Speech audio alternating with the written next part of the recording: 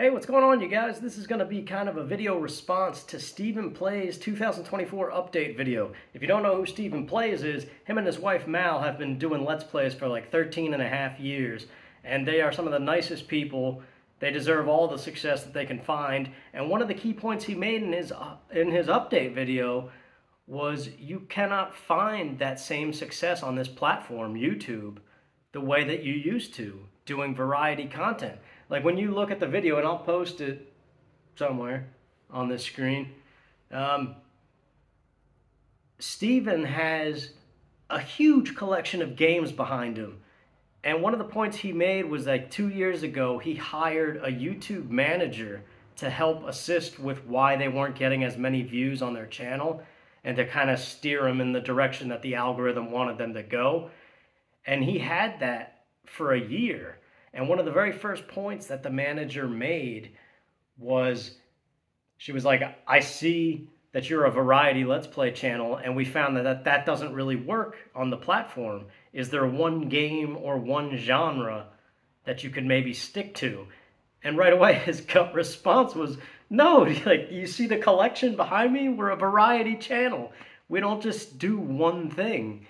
And unfortunately, that's the way the algorithm is set to do things.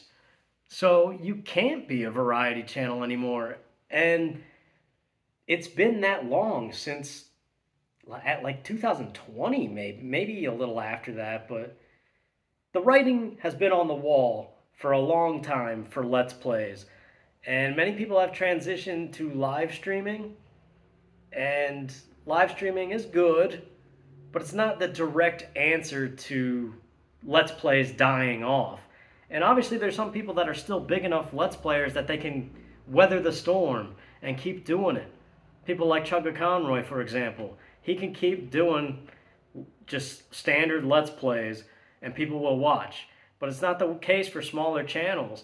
And like I said, it affects everybody who does this kind of thing. Everybody is like, here's the wall, everybody's pinned up against it now. Like, we were getting closer to it and being like, yeah, but we could still maybe manage. But now the machine is forcing us to move. And the same stuff doesn't work. So we got to change things up. And that was basically the big point of his update video, was that going forward, whether it's 2024 still or it ends up being 2025, there's going to be some major changes on his channel, and I'm very curious to follow along with those and see just what does he mean by major changes and experimentation. What new type of video is he going to try to do?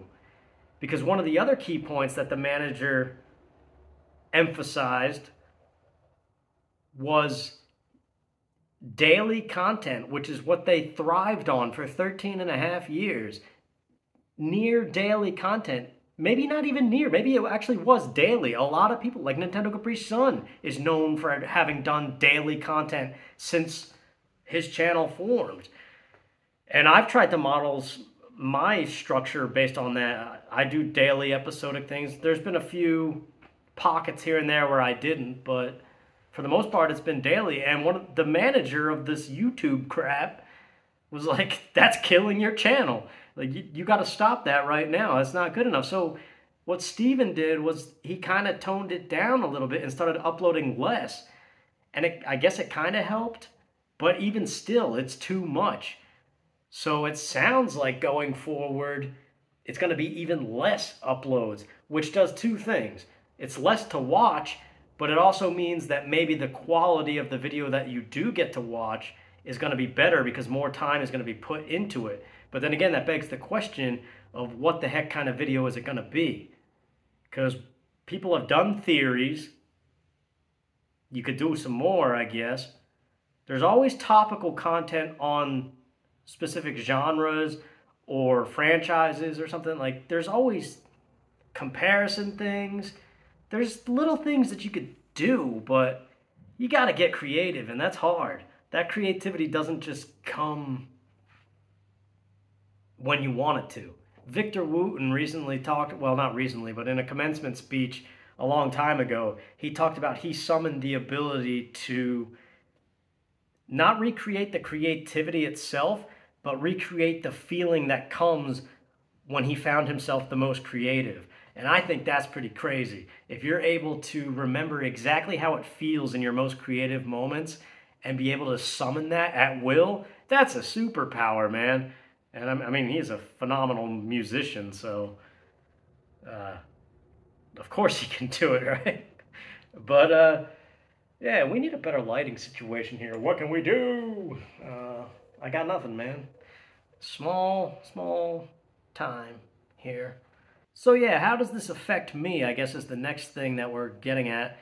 I have daily content still up until February. And I'm not in control of it anymore. It's done. It's scheduled. It's out there.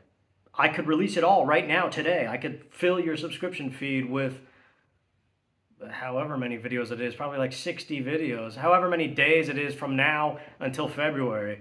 And but I'm not going to do that. I'm going to have them released daily. But in a way, I kind of wish it was over already, because now I know that, like, I've always kind of had an inkling, but after seeing Steven's video and him talking about having hired somebody that works with this machine at YouTube, that's specifically saying everything you are doing is not working, like, it makes you not want to have that content coming out because it's just hurting you. That was the other thing he said. He said if he would be better off if he had all of his recent content he didn't do at all, and he just let his old content thrive. And I related to that so much. Like, it's so true, because the new content that we're creating is only hurting us because nobody's watching it, and that reflects your overall channel and everything gets buried. So it really is just the past stuff that's keeping it afloat. And yeah, this is coming from a guy that actually is verified and has been doing this for 13 and a half years, like I said. And imagine being smaller than that, like me, or people even smaller than my channel. Like, there is no ad revenue. Like, he mentioned he pays a guy to help with editing or something. Like, I couldn't even imagine that. How do you pay a guy? The money's not even good enough. You can't hire anybody to help you. So that's why I got a job. I canceled Patreon because so many things happened this year. It's kind of habitual that January through March is kind of a rough time for me mentally for some reason. So, yeah, stuff happened at the start of the year, and basically I'm not even supposed to be here, but, you know, things are harder than they seem. So, I'm here, but I threw everything away as if I was not going to be here.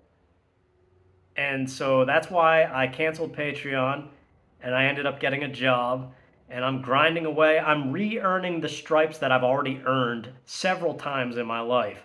I'm just grinding away, doing the same stuff I've already done. And, like, it's not ideal. I wish I could say I have no regrets. And, yeah, I wish things were different, but, you know, I threw everything away. So this is what happens. These are the consequences.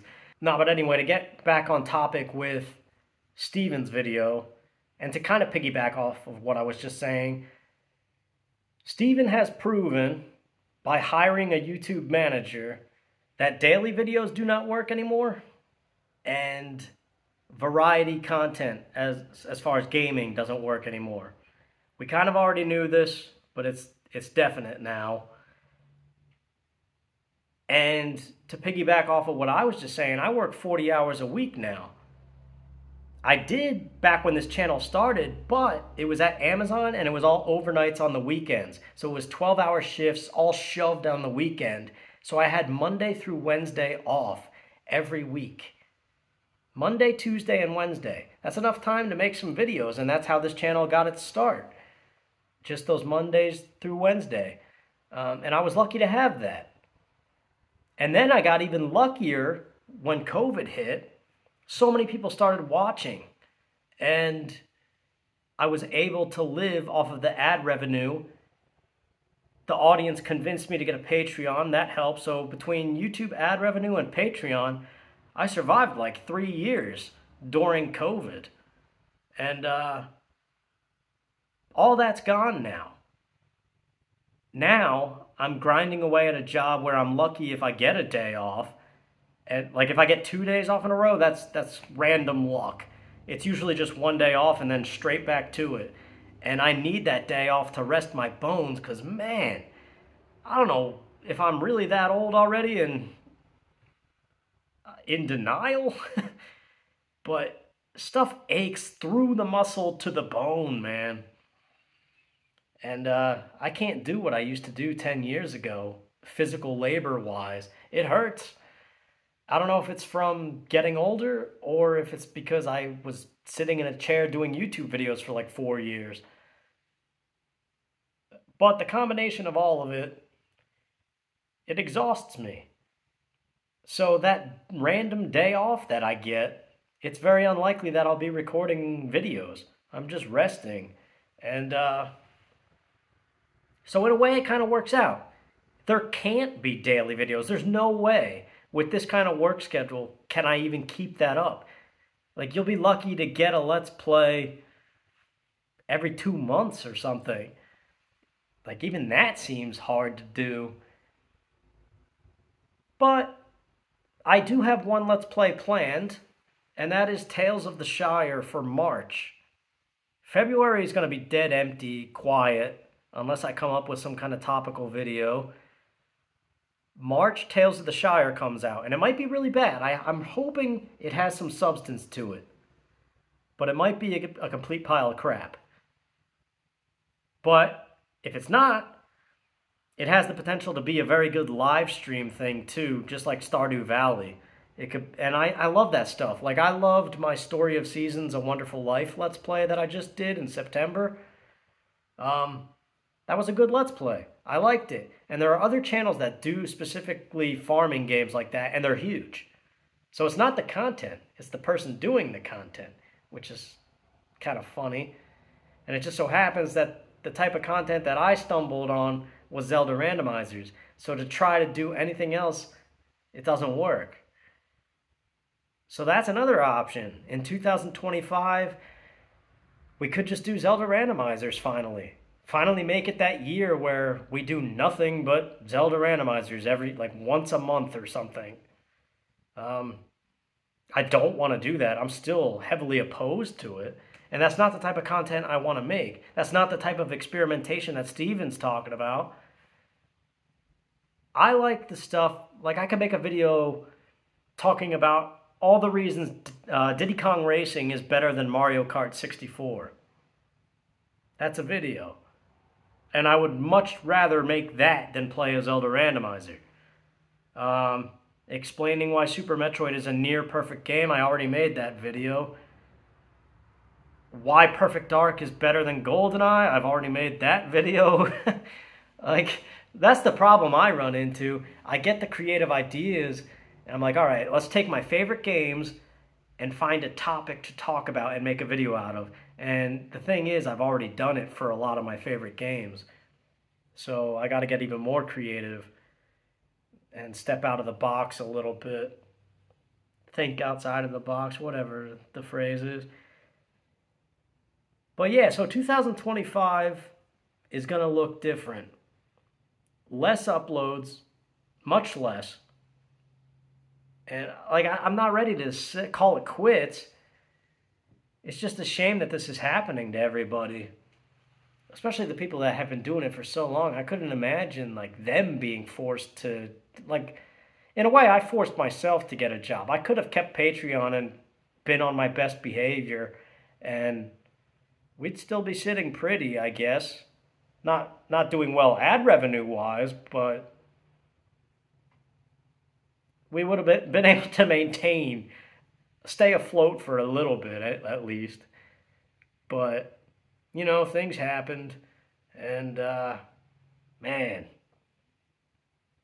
I can't believe we're starting over as if we're a preteen, but now we got the body aches of a 40-year-old.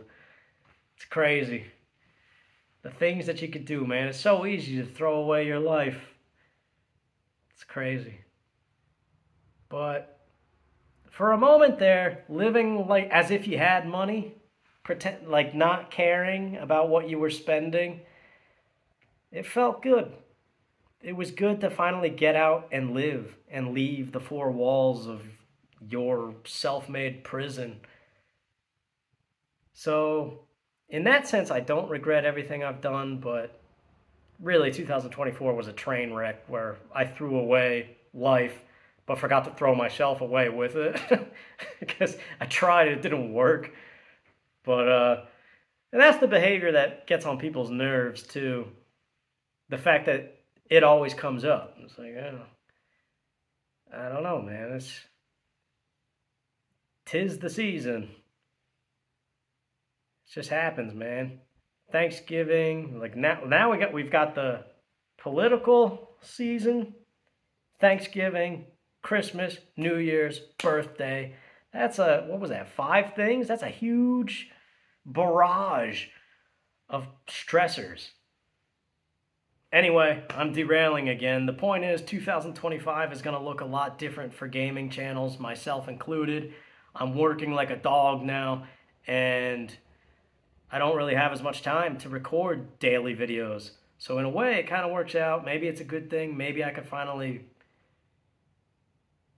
spend several weeks on a video and kind of refine it to something I'm proud of, like the Perfect Dark review or the Jet Force Gemini review, the Super Metroid breakdown, all those kind of videos that I actually enjoy. Like maybe they could be my new thing.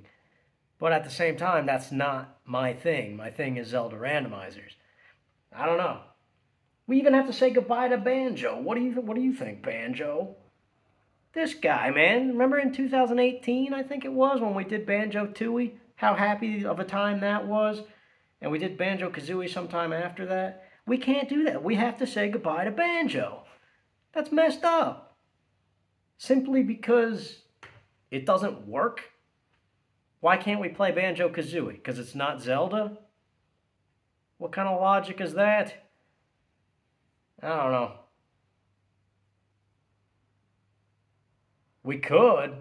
See, that's the thing. We could pack it all up. We could say we achieved our mission. We have 200 games on this channel. 200.